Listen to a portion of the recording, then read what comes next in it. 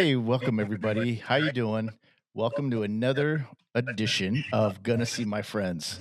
This is the podcast where we kind of revisit old movies and just kind of talk about them, bullshit, and do all the things that you do when you reminisce about old stuff, I suppose. This week we have a great show lined up. As always, I have my co-host here, Toby Ballinger, Toby, and whatever. How you doing, Toby? Good. I'm doing well. Hi, everybody. Good to see you. Yes, I'm excited. And we have a guest from Montana, the Big Sky, Montana, the Big State, Montana. Whatever. Big Sky, Big State. It's a huge state. It's massive. Yeah, sure. Sean Wagner from the old band, Abbotty, but he's an old friend of mine. We go way back. How you doing, Sean? I'm doing fantastic, Stephen. It's great to see you, buddy. It's been many years. I text you weekly, but I haven't seen your face in a very long time. So. Yeah, exactly. Yeah. It's been a while. It's great to meet you, buddy. You too. Excited to have you on the show. Thank you. Yeah, we all go back. We were all in bands. I don't know if we played together. I think we were kind of a little before, but Sean came from a great band, Abbotty. And me and Toby, as everybody knows, we're in Echodyne. I should have worn that shirt. Damn it. I had that shirt still. I should have worn it. You still have it? I didn't know that Toby was in that band. I mean, I definitely would have. Yeah. Of course I still have it. Yeah. We pressed 40 shirts? I have one. I still have one. I actually found mine the other day. But yeah, that's great. Yeah. Jared gives me gruff. He gives me shit every time I see him because he's like, I never got one. I never got a shirt, right. I made him. I made him and I never got one. Yeah, see that. Take one. Yeah, right. 10. I made sure that when I made the Abbotty shirts that I took one of each and I kind of just put them away because I was like, man, we're gonna sell them all and I'm gonna be like, God, I wish I kept those shirts. Yeah. Anyway, so this week we have a great film that we're going to be talking about, which is the 1996 Peter Jackson directed The Frighteners, and this one for me. Like Sean and Toby just recently watched it, but Toby hadn't seen it yet. First time, never seen it until just this week. So, all right, cool. So you're fresh. I can't wait to hear you guys would break it down for me. And I have some thoughts from my virgin eyes. So go ahead, please.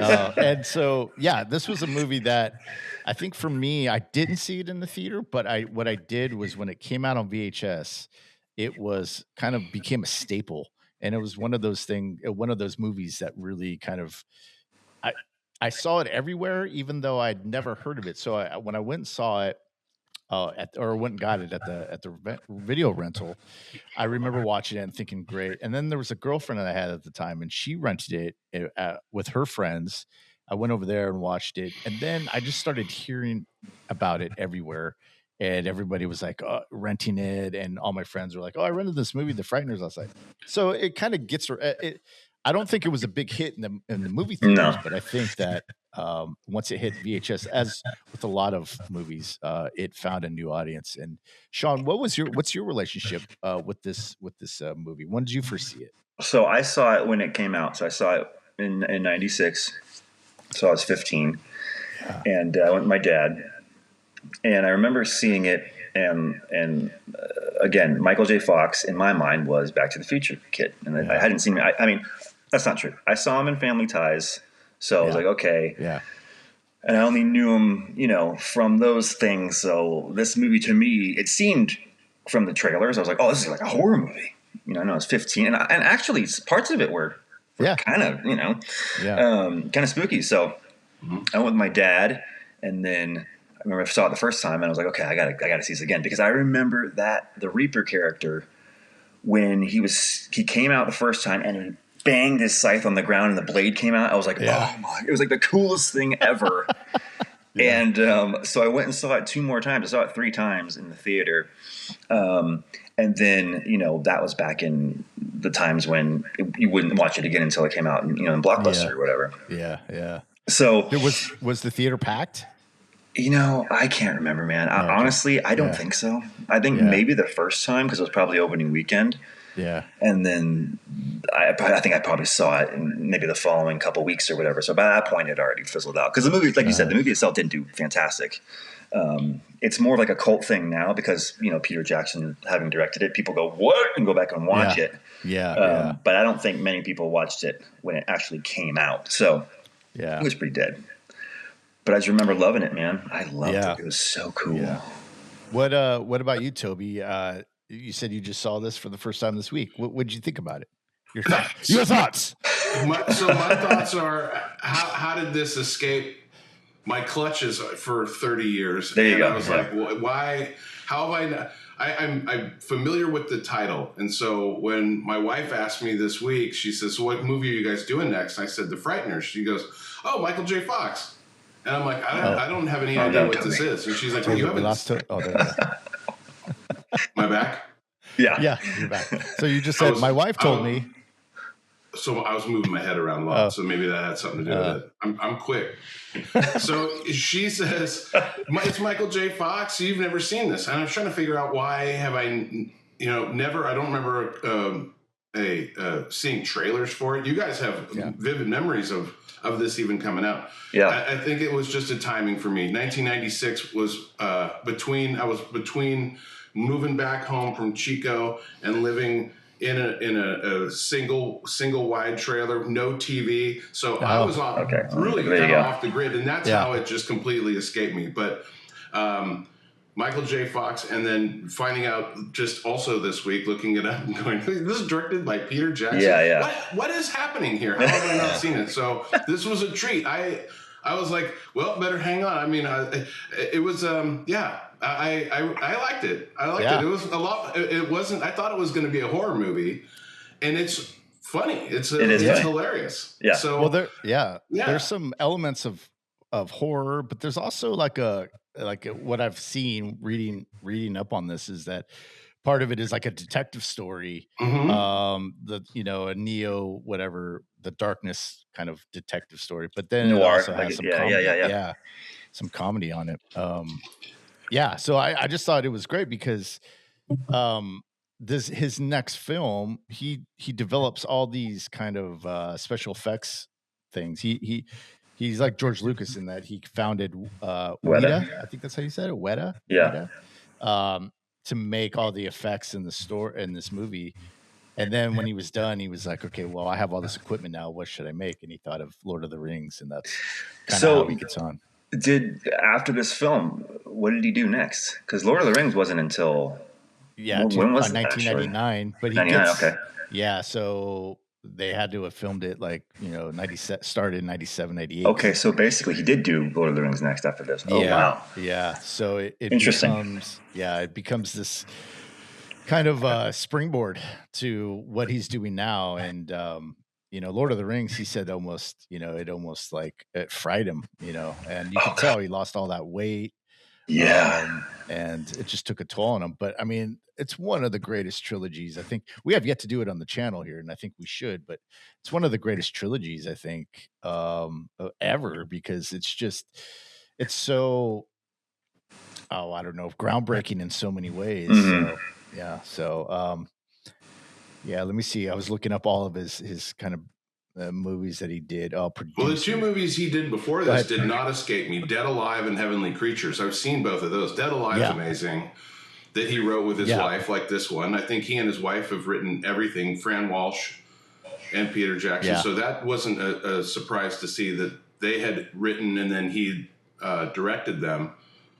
But Heavenly Creatures, that one was really, the critics really loved that one. It was really dark. Critics did not love, although, look, 7.1 on IMDb, so the people like it. It's 65% on Rotten Tomatoes, but the audience has it at 71%. So the people love it. Is this Frighteners? I think Ebert said one. Frighteners. One. I think he gave it 1 star, and it was a thumbs down. And Siskel wasn't any nicer. And it's like whatever. But I think the takeaway was the special effects that you had brought up are incredible in this. Still to this day, I was just blown away. They're showing off. Look at what we can do with all this stuff. Really. Holy cow! Is this? Seems like the first time this is happening too. Yeah. Well, usually no. I get this kind of glitchy midday because I'm plugged into a weird little puck thing.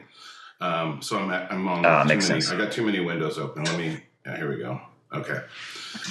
right. Shouldn't do it. Shouldn't do it. Yeah, I think. Shit. Now I lost my train of thought. Let's see. You were talking about the effects holding up, and to Toby's point. To Toby's point, like that scene where they're in the graveyard and they find out, and he throws out his face against the thing, and it comes down, and even now, I'm like, wow, they did a really great job with that. Like where it's dripping off of the headstone, I was like, man, that's freaking cool. Yeah, I mean, I think a lot of what he was trying to do was, well, let me rewind that. So back before this was even considered a movie, Robert Zemeckis wanted to produce this, and he is producing it, but he wanted this to be Tales from the Crypt short. So Fran and Peter wrote this movie and pitched it to him as one of the episodes for Tales from the Crypt. Oh, wow. That makes so much sense. Yeah, okay. Or it was going to be a Tales from the Crypt movie. I can't remember which. Okay. So, yeah, and so they wanted him to direct it, and he was like, you guys should direct this. This is great. I'll produce it. And so that's what got the ball rolling. And actually, Tom Cruise was actually one of the people that they were going to go to if Michael J. Fox didn't want to do this, because they had Michael J. Fox right from the get-go. They were like, okay, we need to, because he had just well, especially if Zemeckis was involved, then I guess for Back to the Future. I know. So so that became, and it just became what is, I think, the charm of this movie too. I think for me, when I watch it, is just, we got to talk about Michael J. Fox because of how big he was kind of in the 80s and into you know, in the early 90s, he was kind of had this what is it, kind of a, I don't want to say like he was at the end of his real career wise, but he just wasn't really making those good movies. He had Life with Mikey, The Hard Way, For Love or Money, which I love. I like that movie. It's a little cheeseball romantic comedy, but I love it. It's fun. I think Michael J. Fox, that's his power though, is that he's able to kind of take this mediocre kind of stuff and elevate it in a way that's like, oh, that makes it memorable. Sure. But he also did this movie called Greedy, and he had Doc Hollywood in that. Doc Hollywood. Which I, again, another one of my favorite movies. Yeah. I think it was like 92, maybe, or 90. Yeah, somewhere around. He was great in that, man. Yeah. So weirdly enough, actually, go ahead. You just brought up Doc Hollywood. Yeah. And I think they did this on purpose. When he goes and crashes through the fence in the beginning of the movie, well, he crashes through the other character's fence in this movie. I don't know if you put those two together. Oh, that's right, huh? Yeah. So I never thought of that. I thought they did that on purpose to kind of show, I don't know, in a weird way, this kind of like a match cut almost. Yeah. Like he's crashing through these two films the same. Yeah, I thought that was kind of cool. I just definitely. Yeah, that's a good catch. I didn't catch that at all. Yeah, that's cool, man. But yeah, I think that he, you know, it was hard for him because I think that no matter how much he ages, he's always seen as, kind of for me anyways, Alex P. Keaton. And even as he gets older, I mean, for me, I'm like, oh, he still looks like Alex P. Keaton. But then you go back and watch Family Ties, which is on Amazon Prime, if anybody wants to watch it, I think. He's so young in that you're like, oh, he has aged. But then you watch him nowadays, and nowadays it's a different thing. But back in the 90s, it was like he still looks like Alex P. Keaton, and I think that was the big thing because he just couldn't get out of that Back to the Future, Family Ties type of thing. Yeah. Were you guys big Family Ties watchers? Oh yeah, absolutely. I mean, age-wise, I think I was probably a little bit behind on because I was more of a youngster then when that was out. Because that was probably, when was that? 80? It started in 82. 82? Oh, holy cow! Yeah, okay. Yeah, all right. So I mean, I didn't catch on until about 83, 84. I think that's when I started watching it because I remember going, "Oh, they have more episodes of these." Like it was like in the middle of like the third episode or third season. So yeah, no. And Steven, you're what, 10 years older than me, maybe a little less than that, I think. I think like 2. Not that older. Well, nobody knows how old I am, so really, you could be aware. We do. You said you were 15 when this movie was in the theater. Oh, so I guess quick math. You can do the simple deduction. Yeah. Listen, increments of 5. I can do that math. No, yeah, I wasn't. I mean, when it was on reruns, I think probably when I would after middle school, I'd go and I'd stay at my grandmother's house and I would watch certain things. I think I think Family Times was one of them. So that would be, Yeah, I was like 10 or something, or 11 maybe. Yeah. How about you, Toby? You were a big watcher, weren't you? Oh yeah, there was one that was on. I forget what night of the week, but it was came on Thursdays. Okay, good knowledge. That would have been one in the rotation. What 8:30 is probably the time slot that it landed. Yeah. In. It was 8:30, and then it went to 9, and then it would go back to like 8:30. Yeah, it was always switching times. But it was always it was fun. And I'm watching it for Michael J. Fox's character, who's wearing a shirt and tie, and he's seemed older for his age. Am I just cutting in and out on this thing? Oh. That is a little bit, on my end. But it's fine. We'll work with it. So yes. But yeah. Please continue. Sweet. Okay. So let's see. Let me get to my outline here and see what we got here. Okay, outline. So it's the premise. Let's talk about the premise of this movie. So this was kind of like what? He's just like a regular dude. He loses his wife traumatically. Then we find out why later. Yeah, we don't find out at the beginning. We find out when my favorite character of this. The FBI agent. Shows up. Is that your favorite character? Yeah. Well, yeah. We have a segment later. I'll bring that up. But yeah, he has this traumatic experience, and then he's able to see ghosts. So he's what is he? Bitter. He's kind of misses his wife. He's sad. He starts building this house that's kind of half finished, and he's able to see ghosts, and so he uses that to kind of create a business with these two ghosts that he befriends. Kind of a scam in a way. Yeah, it's a scam. Yeah. And he sends them to somebody's house, and then they, whatever. So, on the face of that, that's a really silly premise, but the execution of this movie it's really good. And I think what was some of the, I don't know, I'll give this to Sean. What were some of the favorite scenes of this movie? Like maybe the first one. So one of my favorite scenes, I think, was the whole museum action scene, because that's where when he came out and he came down and hit his scythe, and I was just like, as a kid, I was like blown away. So that, and then when he, which I think, in a weird way was kind of a revolutionary thing, is when they put him in the freezer and they killed him off so that he could die and go. They've done that in other movies, I think, recently, right? They've had stuff similar to that, where it's like, I gotta die to be able to fight this thing. Yeah, well, she flatliners him. Yeah. Okay, there you go. Yeah, exactly. Yeah. So it was like, that to me was really cool. And then, the FBI agent, that guy was, holy smokes, man. I don't know the name of the actor, but I hadn't really seen him in anything else. Yeah, it's has he been in other films? About him, didn't he? I had it lined up. What the hell? Yeah, he was fantastic. Yeah. He's from was that Jesus. I had this lined up. I don't know what happened. Here we go. Jeffrey Combs. Okay. He was in what else was he in? He was in Reanimator. That's how he made it. A low budget movie. That makes sense. From like 89. That makes sense. And, And then Busey's kid, right? Jake Busey, I think. Jake Busey. So he was another character that was just, way out there. And the fact that I don't want to give too much away if people want to watch this after this, but with the young girl and how she ends up kind of turning into this really, kind of whacked out character. And but favorite scenes wise, man, I mean, those three, I think, were probably my favorite 2 or 3. Yeah. What about you? How about you, Toby? I think that the discovering that, I mean, really all I had to go by was the description before I hit play. And it said that Michael J. Fox plays a paranormal investigator. And I think the rest of it, I'm like, okay, cool. And then hijinks ensue. And we see the cold open with the Grim Reaper chasing after in the big house that it turns out there used to be a sanitarium back, 100 years ago, and now it's this where these creepy old people, mother and daughter. It's very Grey Gardens kind of feel to it, right?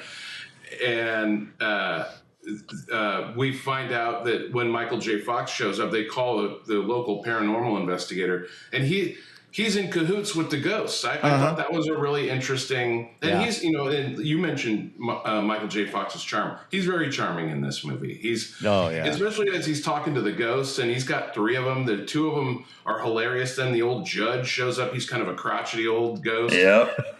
I didn't do a lot of deep dive on this, but I understand that they had to reshoot a lot of scenes because he kept calling the judge Doc. And they're all, not Doc, it's Judge, and he just got so comfortable on the set. That was the only part of the trivia that I looked up. I didn't know too much about it, and I'm like, what is this saying? He's talking about calling Doc, and then when the judge shows up, I see what he's talking about. But the two ghosts, you got the what are their names? You've got real Stuart and Cyrus. Yeah. Are hysterical. Yeah. Here's a question I want to ask both of you: Is this?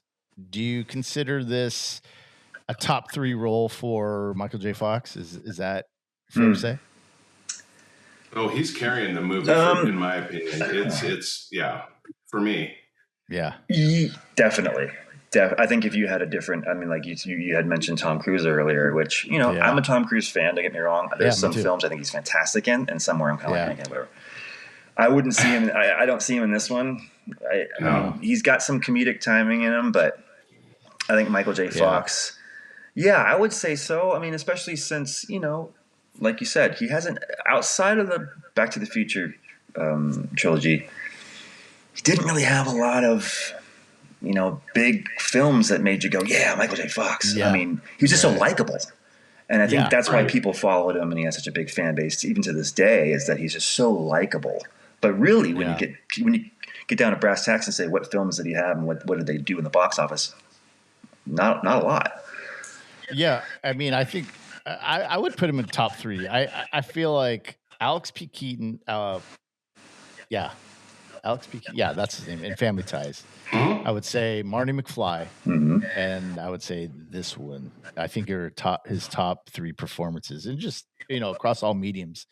And there's people that loved Spin City. After this, he went back into TV and made Spin City. Yeah, that's right. So I think that a lot of people loved him because of that, and now he's beloved just because of the fight he's in and what he's doing now. But I think back in the 80s and 90s, especially in the 80s after the Back to the Future, he could do no wrong, I think. And he just kind of blew up and was everywhere. I think one of the things I saw on an interview, and I can't find it anywhere, but I remember around that time, the Back to the Future hoopla, he said something to the interviewer of like, girls never used to give me the time of day, and now they read it off the nightstand next to my bed or something like that. Something of the nature. Meaning he got huge and he just didn't know what to do or where to go and in terms of film. And I think that he kind of snuck into the film after, because Back to the Future was so big that he was able to kind of do like Casualties of War. War. That's right. And which, I think there's certain scenes in that movie that really resonate, and then there's certain scenes that he's just not getting to where he needs to be. And I don't know if that was a creative decision with Brian De Palma, who directed that, or if it was just kind of that ceiling he kind of topped out. But so he did The Hard Way, which I'd never seen, with James Woods, where he's an actor trying to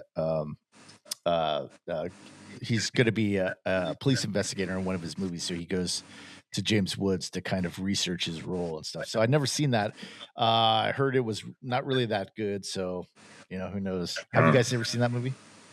No, not seen it. Mm-hmm. Yeah. So it's again, like for Love or Money, which is a kind of, Sean, you said you've seen that one.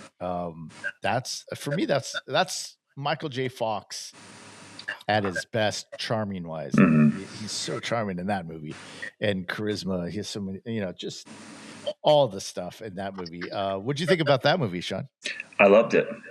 I loved it. Like he just plays he plays a concierge at a New York hotel who has dreams of opening up his own hotel. and he needs to have this investor kind of person to invest.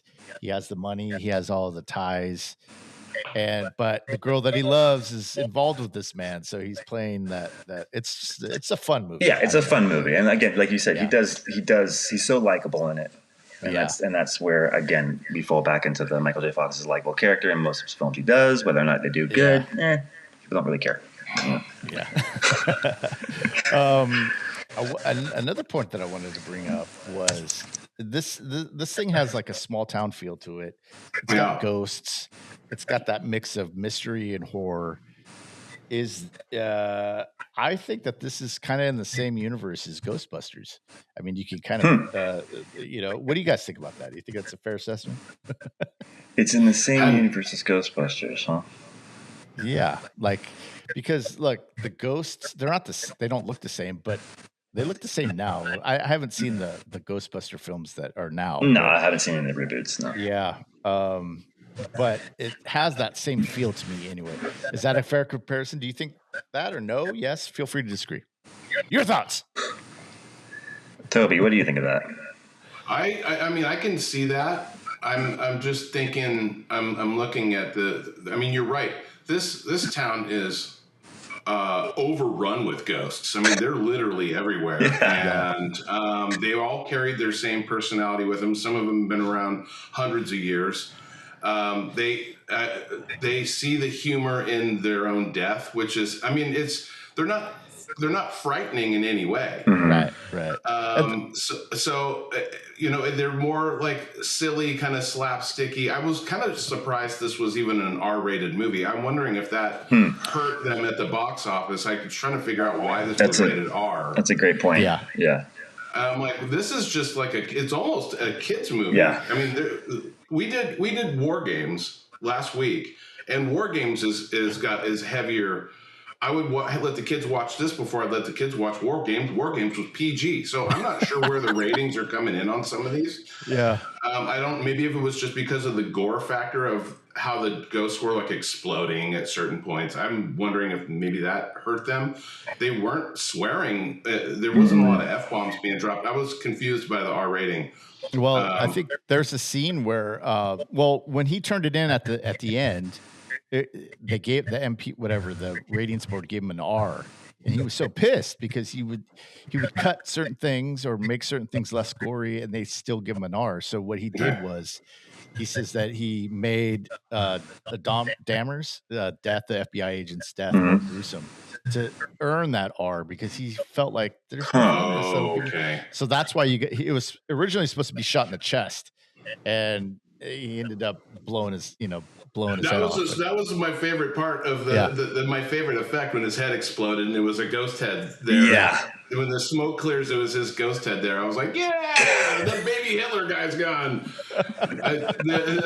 I'm sorry. It's not just me, right? They had him looking like he was an SS officer on purpose. Yeah. Oh, for sure. Okay. Yeah. That was actually his choice. That Jeffrey Combs. It was his own choice. He just happened to have the uniform. Well, no, he just said that he thought that it's in the trivia on IMDb. Okay. If you want to look at that, yeah. I'm like, this guy's got the haircut going. The whole Gestapo-esque. Yeah. Oh my god! Yeah, you're like, ugh. Yeah.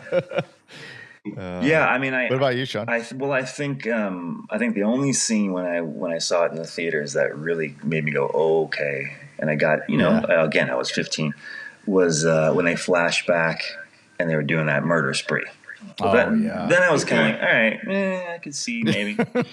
Yeah. Because that was the only heavier part of the film, really, in my mind. The rest of it was pretty, like you said, pretty goofy. I mean, even the scenes that were supposed to be scary were still kind of goofy. Yeah. But that one wasn't to me. That was like a kind of a bigger, like, Yeah. Yeah, that's I feel like that's part of the charm of this movie too, is that, there's a lot of Dutch angles, and so there's a lot of kind of film techniques there that are kind of alluding to the fact that this is really off the wall and goofy and unexpected. And but since we were talking about Milton Dammers, let's talk about Jeffrey Combs, man. So quick story here. So back when I was in film school, Roger Corman agreed to co-finance a little small budget film for our school. So our kind of the heads or the senior people in the school got to be involved in this, and I got corralled into doing extras. I was the extras coordinator. Horrible job. But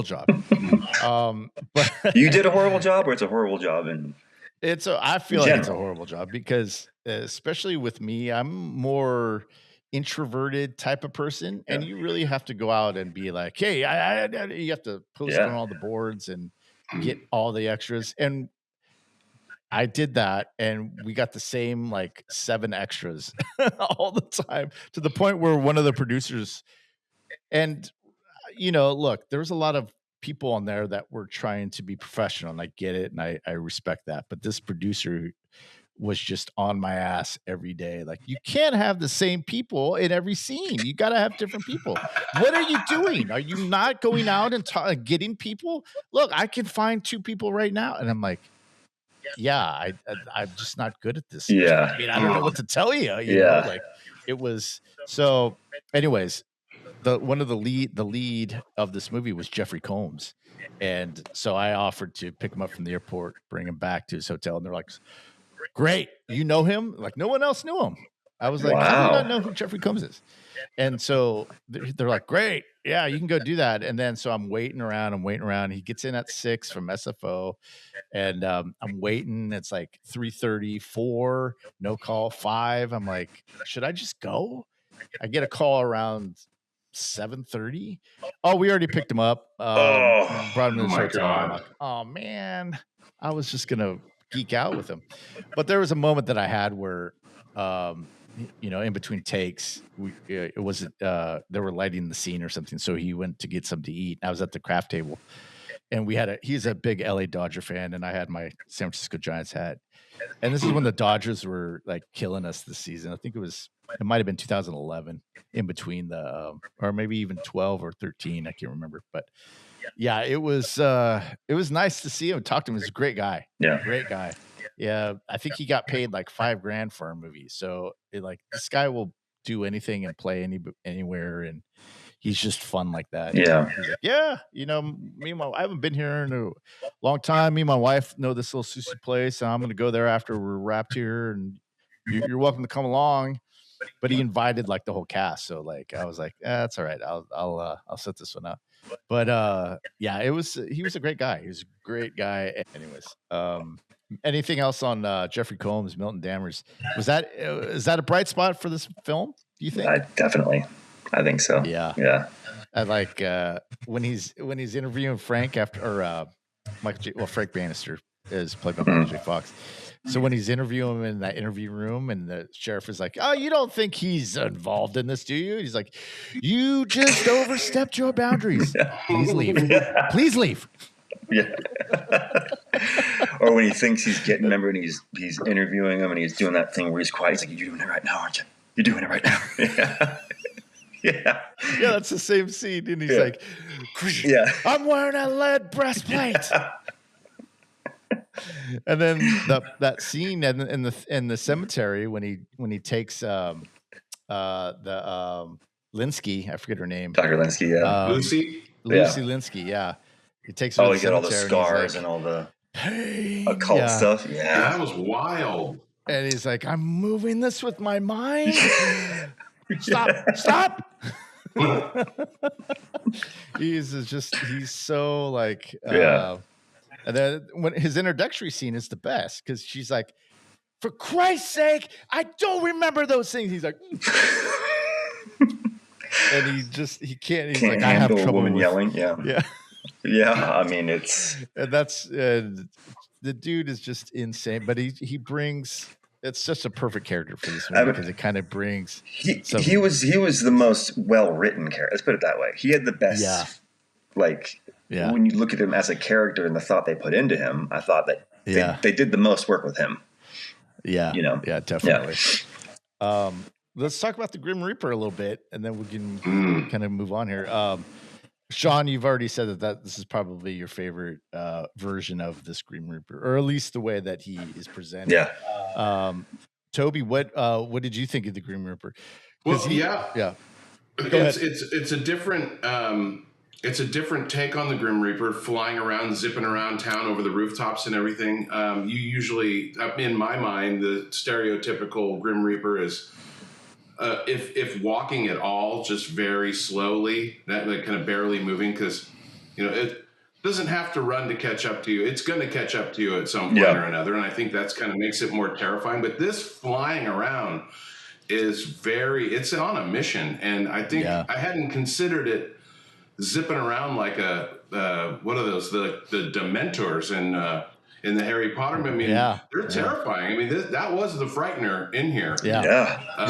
Much scary. I wasn't sure if the FBI guy, and you guys were just talking, I forget what the name of his character, but Milton Dammers. Milton Dammers was controlling it somehow.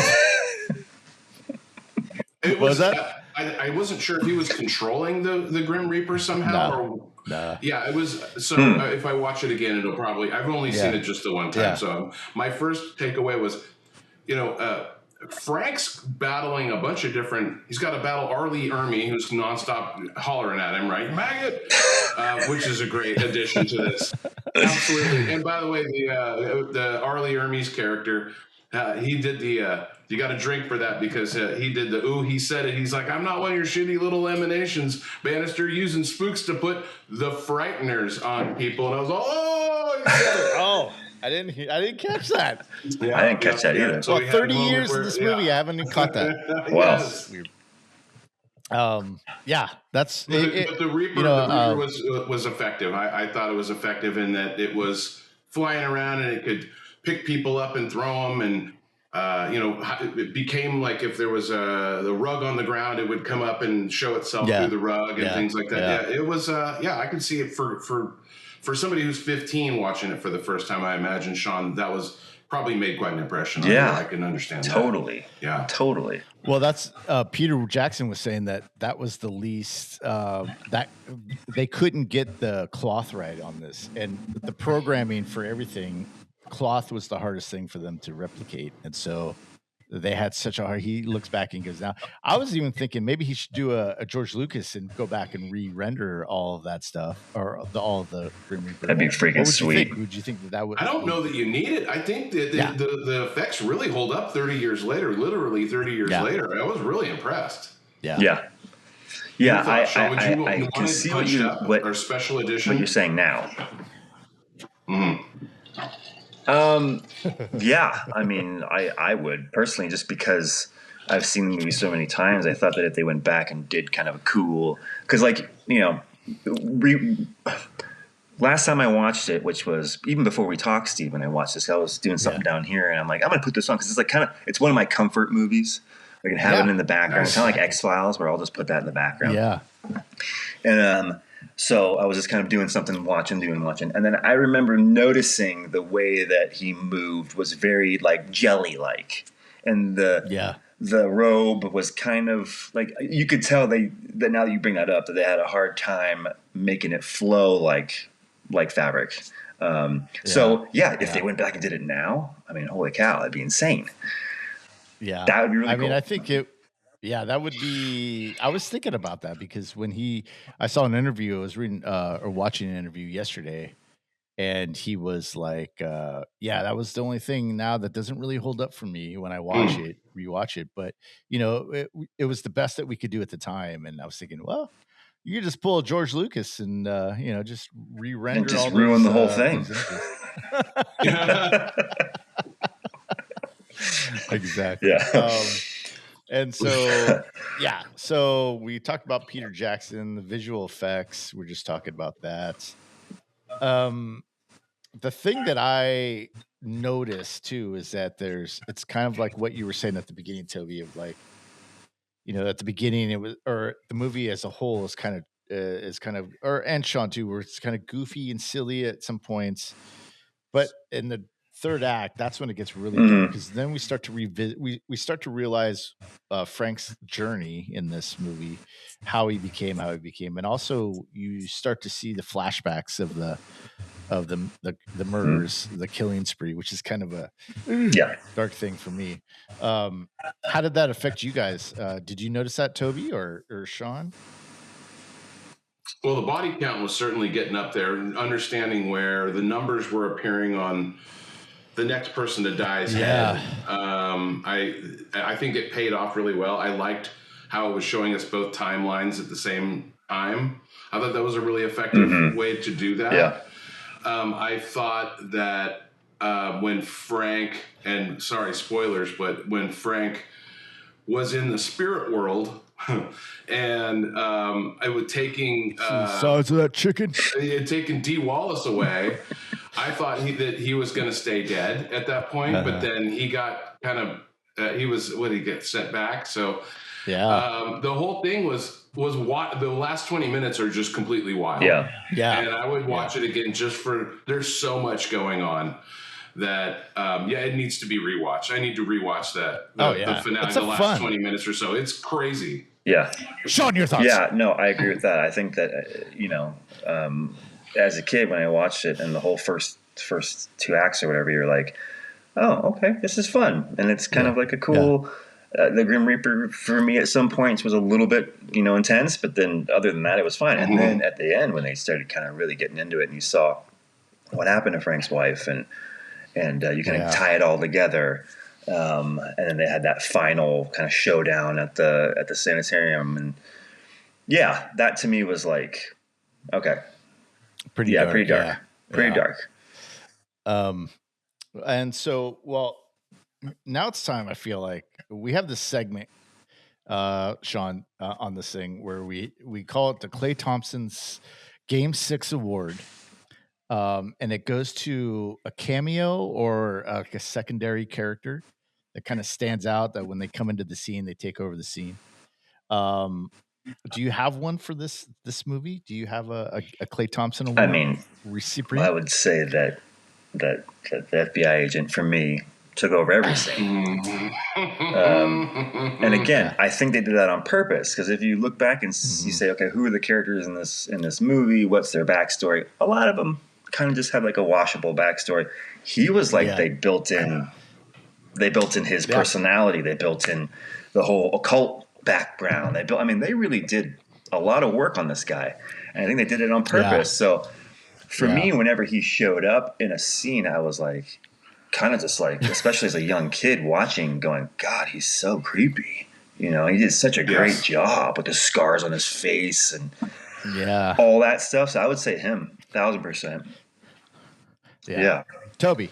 Huge call. I actually went with Dee Wallace. I liked her portrayal of Patricia, because I'm not used to seeing Dee Wallace in this type of role where she's completely crazy and she's very isolated. Like, again, with it reminded me of Grey Gardens, where you had the mother and daughter and they never leave and they're totally reclusive. But you can tell there's something more going on with this character. And then when she flips that switch and becomes the psychopath, the homicidal maniac, to see her play both of those roles was definitely not Elliot's mom, if you will, because I'm used to seeing her in more like the E.T. roles and things like that. I thought that she must have had a lot of fun playing this role, and she did it very effectively. So I like Dee Wallace as my Klay Thompson Award winner this week.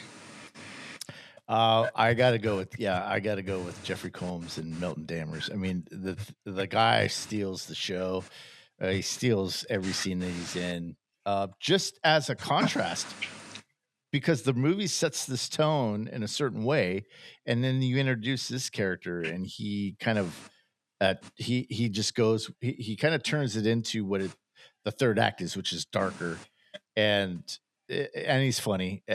Again, my favorite line, and I've said it a bunch of times: "You have no idea what you're dealing with here, Sheriff. Please leave." Just the way his line delivery in a lot of these scenes. Did he have excessive amounts of table salt? I don't know. I can't remember. Just that whole sequence of events kills me every time. They put a lot of time in, and even when before he says anything, she's looking at him, and he's like behind the wall. Yeah. It's just this crazy thing. So he's my Klay Thompson Award winner, and I think I will watch. He was in the Star Trek Enterprise. I saw him in that, and What else did I see him in? Obviously, Reanimator and its sequel. I can't remember what else I've seen him in. And then I'm like, oh, Jeffrey Combs. But he's been in a lot of things. What does he play in Star Trek? You're going to say it's Ferengi. No, it's it was in Star Trek Enterprise. It was one with Scott Bakula. It came out in the early 2000s. Okay. And he played. It was a green guy, and he had these like and he looked really silly. But him and I was going to say you got to put him in a bunch of makeup because he can play. Oh yeah, he really. I mean, you're right. I was more creeped out. By the way, if I go back and watch it again, I'll probably start to really appreciate. But he was the punchable face for me. I was like, this guy sucks. That's how good he was at that role. This guy sucks, man. He does a lot of voice work. Okay. Yeah, so he's done like Lego, Marvel superheroes, Doom Patrol. Okay. Oh, whoa! What? Our movie came out. Art School of Horrors. That was the movie. Nice. Where? You got to watch it though. I bet you my name is not even in the credits. Well, have you not seen it? Oh, I want to watch it. I didn't know because it was just like for years I was like, oh, this ain't coming out because producer you met what was her name? She produced the video that I did for you guys. Yeah. Okay. Yeah, I remember her. Yeah, I forget her name. She was one of the producers on here. She called me like 3 or 4 times, and she was like, "I just want to get your name right for the credits." And I'm like, oh, "Okay." So you're probably in the credits. You got to watch just for that. Yeah, screenshot it. It just never came out. Yeah, I know, huh? Hey, I was the extras coordinator on this. Yeah, man. Like, hire me.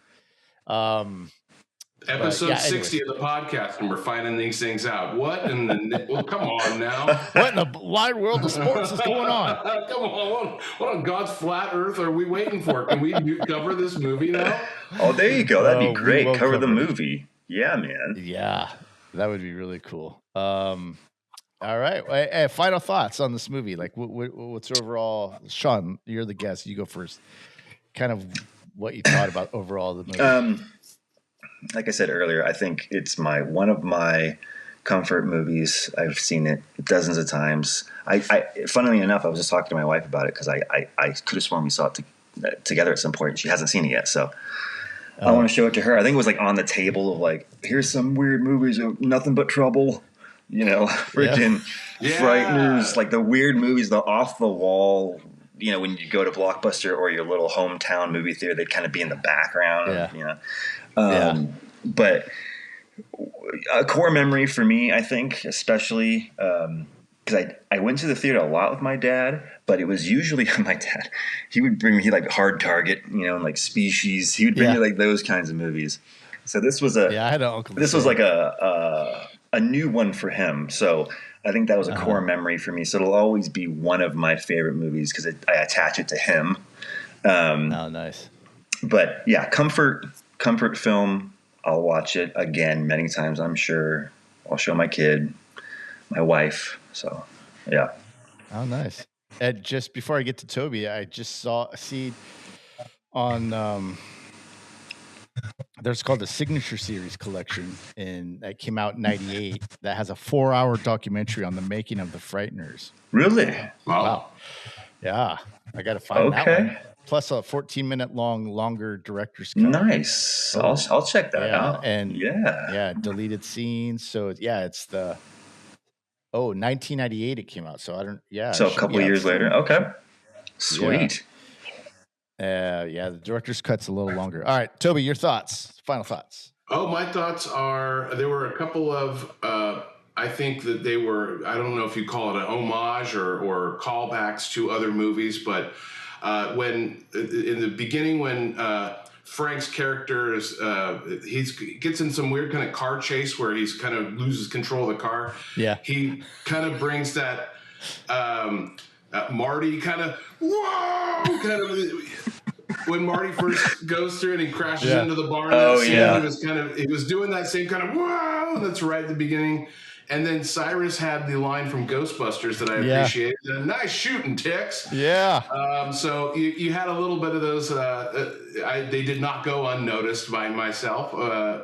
Yeah, it was fun. I would certainly watch it again. I had no idea. You see the Frighteners and you think it's going to be what is this like? It's either tonight we're either going to watch that or Crawl, and you're not sure. Crawl. This was. I had no idea this was this funny, and I'm ashamed of myself for not having seen it before, but I'm glad that I did. I'd say nice. It's definitely worth a watch. Nice. Yeah. Well, it had a budget of $30 million. It brought in theaters $29 million. But in home video, it really kind of took off. And good. So my final thoughts is that, again, I'm with you guys. It's a comfort movie for me. It reminds me when I watch movies like this now. Like this weekend we're doing Hackers, which is from I think 95. Nice. So these kinds of movies really take the member berries. They tickle the member berries. Like, I remember where I was. I remember this. I remember that. And it's really kind of something when I'm sick or even when I'm not sick. It's like I don't know what to watch. I'll put a movie like this on, and it'll just be this is good. This is good. So it's good for any time. If you're cleaning or if you're just laying around, whatever, just put it on and enjoy. Yes. So that's it for this movie. Wow, an hour right on the dot. Beautiful. Thanks for joining us. Thank you. Like I said, our next movie is going to be Hackers. Yeah, Sean, thank you for coming on. Yeah, thanks. And talking about it. So happy you joined us, Sean. And thanks for recommending this movie. I appreciate it. Let's do it again. I'm always down to watch a new movie. So thank you. Yeah.